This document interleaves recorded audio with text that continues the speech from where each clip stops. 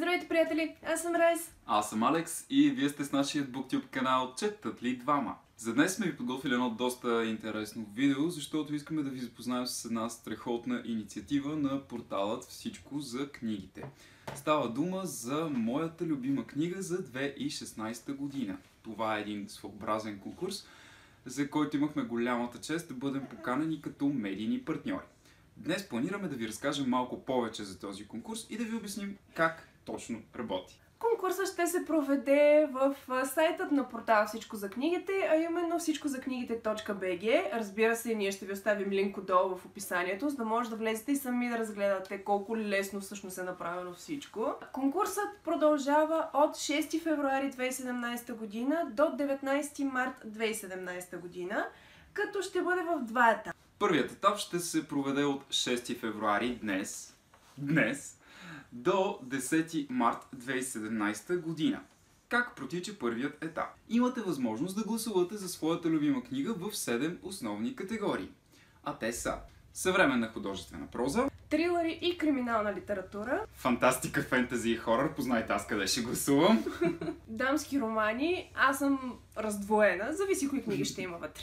исторически романи. Честно да ви кажа, не сме се разпределили да ги казваме както са, обаче това са нашите категории play by play. Нехудожествена литература. И последната седма категория – поезия. В тези категории ще бъдат посочени заглавия, които са се отличили по един или по друг начин през 2016 година, като вие гласувате за всяко едно от изданията, което ви хареса в съответната категория, ако имате желание. Готиният момент тук е, че ако вашата любима книга за 2016 година я няма, спокойно можете да я добавите. Попълвате данните в формата, която е на сайта Всичко за книгите в графата моята любима моята любима книга. Това мина, мило, слушалицата мина. Моята любима книга за 2016 изпращате запитване до организаторите. Те в срок от 48 часа, при условие, че книгата отговаря на изискванията посочени на сайта, я добавят в списъка и вие мощно гласувате за своята любима книга. Вторият етап лично за мен ще бъде много по-труден, защото той продължава в по-малък срок. Той ще бъде между 13 март и 19 март, като виждате сами организаторите си оставят 3 дни време за да обработят всички гласове, тъй като абсолютно съм сигурна ще бъдат супер много. Интересното тук е, че книгите, които ще бъдат включени във втория етап са 21, топ 3 да го кажем, от всяка една от 7-те категории, но не може да гласувате за всяка любима от категорията си книга, а може да гласувате само за една от тези 21 книги и вече респективно на тази база от тези 21 накрая ще остане only one. And may the odds be ever in your favor. И така, вторият етап продължава от 13 март 2017 до 19 март 2017. На 21 март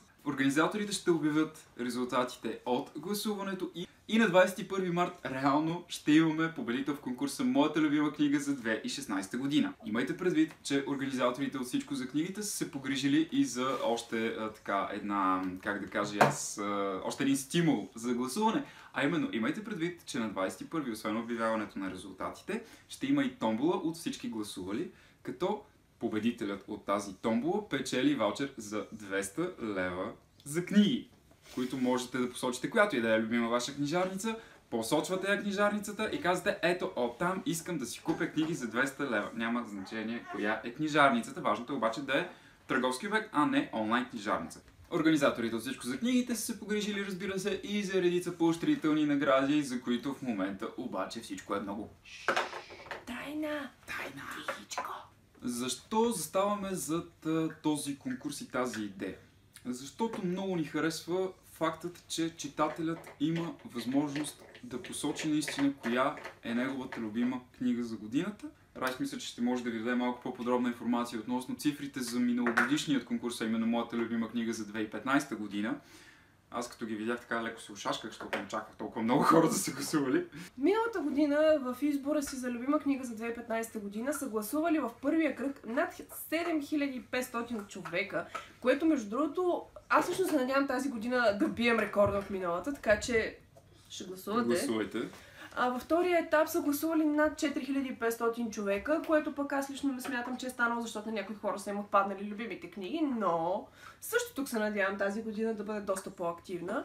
Както Алекс каза, ние заставаме с две ръце, два крака и всички останали крайници зад този конкурс, защото е много хубаво, когато видиш, че някакви хора са си поставили за цел да разпространят съвременния пазар, български книжен пазар, да се говори за това, да има медийно внимание върху книгите. Невероятно е това, поне за мен, че се дава възможност на читателите сами не само да гласуват от определен брой книги, ами и да включват книгите. То е малко като Goodreads, обаче за България, което пък според мен е супер добрата идея. Готиното в случая е, че по този начин и с този конкурс наистина се дава глас на читателя. Не като крайен потребител, а като активен, активен фактор, който да влияе върху книжния пазар по един или по друг начин, дотолкова доколкото читателя като иска повече хорър, ще издаваме повече хорър. Читателя, като иска повече исторически романи, ще издаваме повече исторически романи. За мен това е един страхотен лакмус за това какво иска българският читател от книжния пазар за годината и възможност пък за българския читател да направи така, че това, което иска, да го получи максимално. Като същевременно на фона на абсолютно цялото това нещо се създава един доста активен диалог, не само в медийното пространство, ами между читателите за това да се говори коя е по-любима книга на хората от другата, което според мен е много добра идея. И така, приятели, отново нека просто накратичко да кажем, от днес, 6 февруари, започва конкурсът Моята любима книга. Той ще продължи до 19 март 2017 година. Като резултатите ще бъдат обявени на 21 март. Гласувайте, гласувайте, гласувайте за вашата любима книга, защото ние вече започнахме да спорим за коя точно ще гласуваме. Слава Богу, и двамата ще си направим по един отделен профил. И ако аз спечеля ваучера, you ain't get many. Отново да кажем, че сме изключително горди, че бяхме поканени за медийни партньори от портала Всичко за книгите за конкурса Моята любима книга за 2016 година. Скукнете до този портал, вижте какво има. Не е само конкурса Моята любима книга и Моята любима книжарница. Има и доста интересни неща, литературна критика, статии. Погледнете, вижте, готино е. Благодаря ви още веднъж, че бяхте с нас. Аз съм Рез. Аз съм Алекс. Гласувайте вие. Защото гласуваме и ние. Чао!